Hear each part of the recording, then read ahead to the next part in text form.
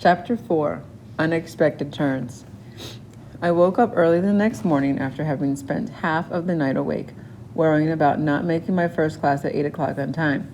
I stumbled out of bed, took a quick shower, got dressed, and rushed to Montgomery Labs, an old wooden two-story building on the north side of campus.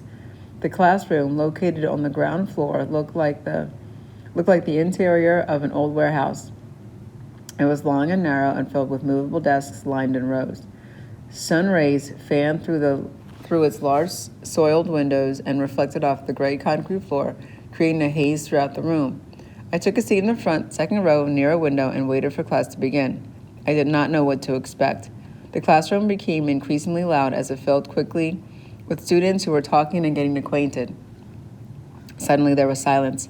The teacher had entered the room. He was young, tall, and thin, wore a sport coat, tie, and vest. Standing behind the podium, he announced in a strong and forceful voice, "I am Mr. Peter Phillips, your instructor for History of Western Civilization.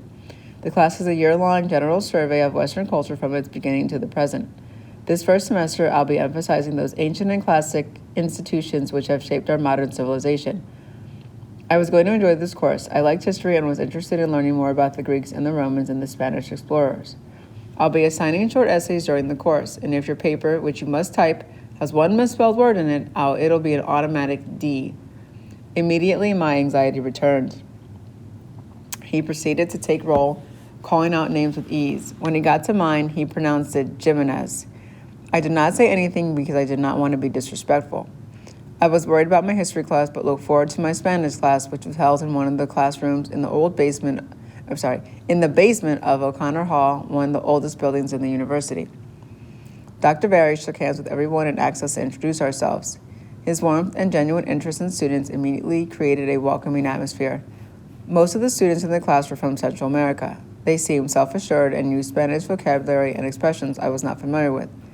Halfway through the class, Dr. Barry passed out blank sheets of paper and asked us to write a brief composition. He said he wanted to assess our writing ability and knowledge of grammar.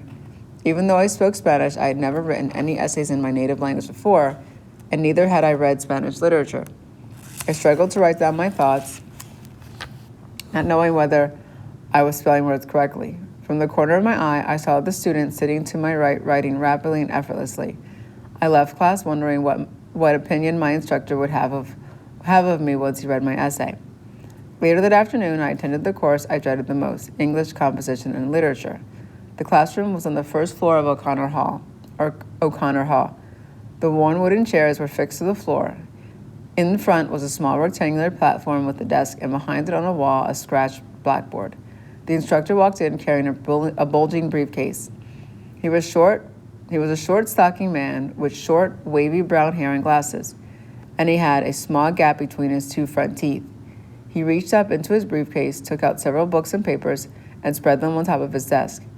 He introduced himself as Dr. James Quinn and informed us that he was the chairman of the English department. He lit up a cigarette and proceeded to explain the nature of the course. In this course, you'll be writing expository, argumentative, persuasive, descriptive, and narrative essays, he said, taking a puff and placing his cigarette on a tarnished and chipped ashtray. As he talked, the knot in my stomach tightened. My pain got worse when he announced that we were to turn in an essay at the end of every week on a topic assigned the previous Friday. "You have a full week to work on it," he said calmly, "so I will accept no excuses for late papers." I glanced around the room, expecting students to complain or moan like high school, but no one did. They must all be really smart and know what they're doing, I thought, sliding lower into my seat. "Your writing assignment for next Friday is to comment on and interpret Virginia Woolf's essay, Life Itself," he said, handing out mimeographed copies of the literary piece to class. I had never heard of the author before. That evening, after supper, I went to Varsity Library to work on my English paper. On the way, I visited the mission church and silently prayed for my family. Exiting from the side door, I passed the large yellowish statue of the Sacred Heart of Jesus in the mission gardens and stopped to admire the old adobe wall, which is part of the original Mission Santa Clara. I wondered what the Native Americans and Mexicans thought and felt as they walked these same grounds centuries ago. As I was about to enter the library, I heard the mission's bell toll. I sat on the front steps to Varsity and gazed at the Mission Tower and listened to their melancholy sound. After sitting there for a while, I went into the reading room of the library, which had high ceilings and long rectangular tables with 2 chairs on each side. A painting of the Mission Santa Clara hung on the back wall. I took out the mimeograph essay and began reading it. I read it several times, trying to understand the point of the 3-page work. It was a very brief biography of a man named Parson Woodford.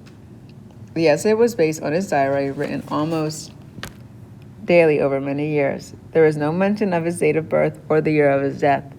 He lived a routine, ordinary, but stable life. I thought about how this man's secure life contrasted with my own life of constant change, especially during my younger years. I looked up information about Virginia Woolf in the card catalogs and checked out several books on her.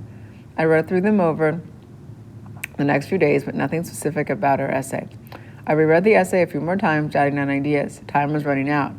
Perhaps the meaning of her essay was that people are happier living a stable and ordinary life rather than living an unstable life of historical significance, or that it's a challenge to live a stable life in a constantly changing world.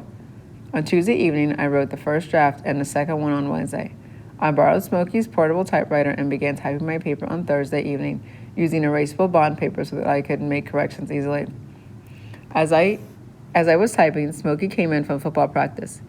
He looked like he'd been in battle. He was sweaty and his pants and jersey were full of grass stains. "Did someone use your body to mow the lawn?" I asked, laughing. "Pretty funny." He ripped off his shoulder pads and dropped them on the floor. "I'm bushed." He lay on his bed. "What the heck are you typing?" "The paper for my English class." I reached out to grab my handwritten draft that I'd accidentally fallen off the desk.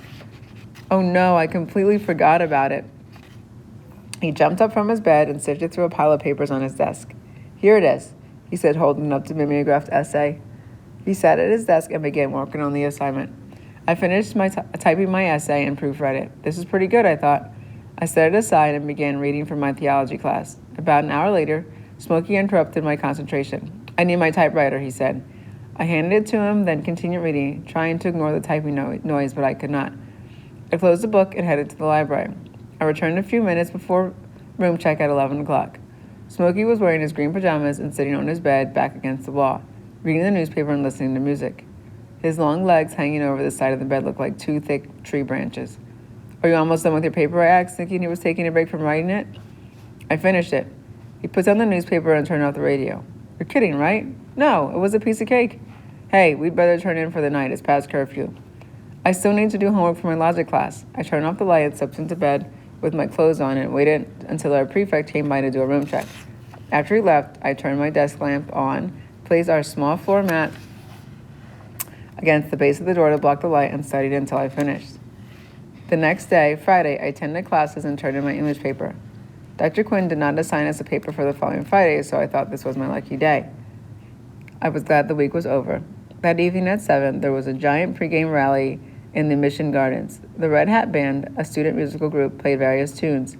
I joined the rally, which paraded steadily across campus to Buckshaw Stadium, where the Broncos were to play the Aggies of the University of California at Davis. We approached the Santa Clara side. We fanned out quickly and filled in the wooden bleachers.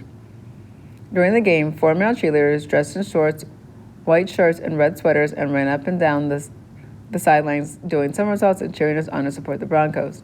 I thought they looked silly. I never saw my father or other men in migrant labor camps wearing shorts. I never wore them and even hated wearing them for PE in high school. Santa Clara won the game. The bleachers emptied onto the field as fans congratulated the Bronco football players who were full of scrapes and bruises. After the game, Smokey and I attended a dance sponsored by the sophomore class. Dancing was like a tonic for me. It helped me forget my troubles. The following Monday, however, my worries were back. Getting to my English class a few minutes early, I sat at a desk near the open classroom door facing west. The gentle rays from the afternoon sun streaming through the entrance were suddenly blocked by Mr. Quinn. He entered the room, puffing and carrying his bulging briefcase. He sat it down on the right side of the desk, wiped his sweaty brow with a white rumpled handkerchief, and lit up a cigarette. He took a deep puff and informed the class that we were to write an essay on whether nuclear power was good or evil. "This essay is in lieu of the paper you normally turn in to me on Friday," he said, taking a second puff and exhaling through the side of his mouth. My heart raced as I waited for more details. "You have the entire class period to write the essay." There were faint moans, light coughs, and a shuffling of papers as students got ready to write. I ripped a page from my spiral notebook and stared at it for a few minutes. I looked around me.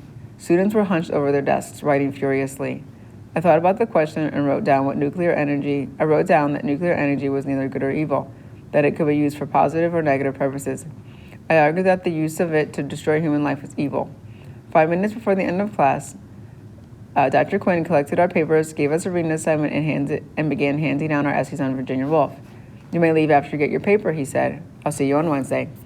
As he called my name, I went up nervously, grabbed my paper, lowering my head. I rushed out of the classroom, went straight to the Mission Church, which was adjacent to O'Connor Hall, and sat in the back pew. I flipped to the last page. There, in red ink, was a large letter D. My heart sank to my stomach, and my eyes filled with tears. I wiped them with the back of my hand and read Dr. Quinn's comments. Well written and good insight, but interpretation and analysis are too subjective. Also, too much on Virginia Woolf's life. I felt scared. Maybe I wouldn't make it here at Santa Clara. I said a silent prayer and headed to my favorite class. Dr. Barry, already in the classroom when I arrived, was engaged in a casual conversation with the few students who had arrived early. Why the long face, he asked in Spanish as I walked in. Everyone spoke only Spanish in the class, which made it more welcoming for me. Oh, it was nothing. I feigned a smile. I'm a bit tired. Too much fun this weekend, he said, noticing that I didn't react. Noticing that I didn't react, he quickly added, seriously, if something is wrong and you want to talk about it, come see me. He began class by commenting on our compositions and explaining common grammatical errors in the use of the subjunctive in if clauses. Glancing around the class to make sure we were paying attention, he explained, if an unreal or contrary to the fact condition, a past subjunctive, is used in the if clause, and normally the conditional is used in the results clause. He wrote an example in Spanish and on the blackboard. Si yo tuviera talento musical, aprendería a tocar el piano. If I had musical talent, I would learn to play the piano. I understood the example, but not the technical terms he used. My concentration faded in and out, and the D grade in English kept flashing in my mind. At the end of class, he returned our compositions. You can do better, he said, handing me my essay. I looked at the grade. It was a C-. I was stunned. I felt a wave of heat go through my entire body. If you need extra help with spelling and accents, please come see me during my office hours, Dr. Barry said, noticing my disappointment and embarrassment. Thank you, I responded, looking away. I was more worried than ever. I was not doing well in English or Spanish, my own native language. When I got back to my room, I slammed the door behind me. What's the matter? Smokey asked. He was putting on his football uniform for practice. I got a D on my English paper. I was too embarrassed to tell what grade I got on my Spanish composition. What did you get on yours? I didn't do that well either. He buckled his belt and glanced at me and added, don't worry about it. Everyone gets lower grades their freshman year in college than in high school. I was not totally convinced he was right. After he left the room, I went to his desk to borrow his typewriter for my religion class paper. Next to it was his English paper. It had an A grade marked on it. How could he get an A when he had worked on it on only one evening? I had worked on mine all week. Suddenly, I became angry with Smokey, which confused me because I understood why he had to lie to me. I felt intense pain in my jaw, the back of my neck, and my shoulders. I took a couple aspirins and lay in bed, staring at the ceiling and thinking about what to do.